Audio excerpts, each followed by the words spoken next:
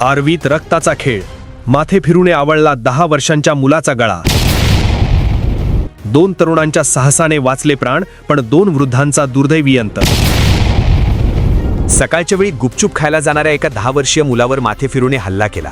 मात्र ऐनवेळी 2 युवकांनी स्वतःचा प्राण धोक्यात टाकून त्या मुलाचा जीव वाचविला. दैव बलवत्तर म्हणून त्या लहानगण्याचा जीव वाचला. मात्र त्याच माथेफिरूच्या हल्ल्यात 2 जणांना आपला जीव नाहक गमावावा लागल्याची घटना वर्धा जिल्ह्यातील आर्वी येथे घडली आहे. इंदिरानगर भाजी बाजार परिसरातील सदर घटना असून चिक्या उर्फ प्रथमेश गजानन लाडके असे माथेफिरूचे तर करण असे त्या नशीबवान मुलाचे नाव आहे.